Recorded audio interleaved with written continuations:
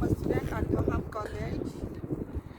As part of the literature story assignment, I will be telling my life story in relation to interaction with the land. I hail from a small town enveloped by forests and lakes. Ever since childhood, I have been an indoorsy kind of person. However, since I plan to attend college in the city, I often felt disconnected from nature due to the bustling urban environment. This assignment gave me the opportunity to slow down and cultivate a deeper awareness of the land. The spot I chose is one of the peaceful corner of a local park adjacent to a river. This belongs to the Mississauga of so-called line of First Nation. Therefore, we must respect the land itself, acknowledging the Mississauga loving protection of the land and their people. The first thing that struck my attention about that place old was the tall old trees towing far about the spot in question and forming with their greenery a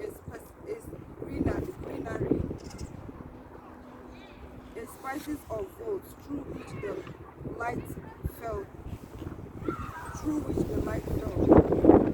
On every occasion I visited, I saw trees and gained a better appreciation for the diversity of life in relation to the plants and animals living in that place. Sitting quietly made me over-aware. All my senses were me. I would watch squirrels running after each other on trees, trunks, listening to the rustling of the leaves and the breezes. Smell the way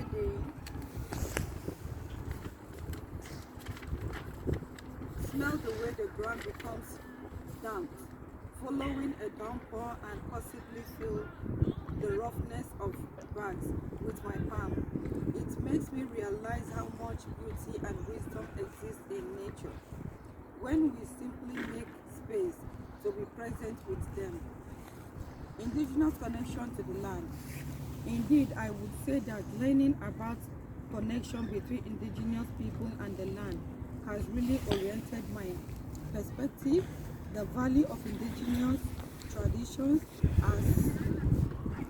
as deep as it is to one respecting Earth as a living entity and the provider of life. As a postanding, this acknowledges that human beings are not separate from nature, but integrated into one of its parts.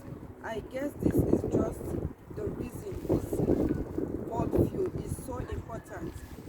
More so, now that climate changes and other ecological crises are hitting us, indigenous people are guardians of their land and water, which they kept defending for several thousand years of hustling intact ecosystem and health and balance.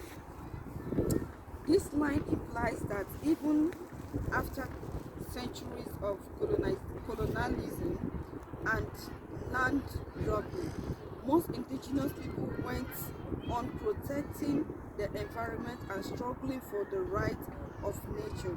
I really feel that we have so much to learn from indigenous knowledge on how to be in relation to the earth.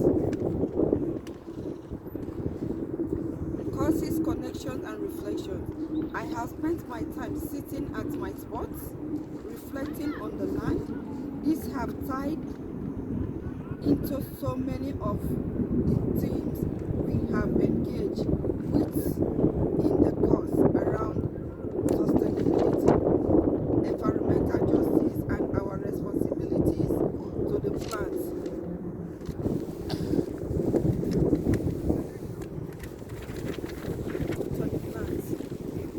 I have been wondering how my daily choices and actions impact the earth and how I can live with more reciprocity.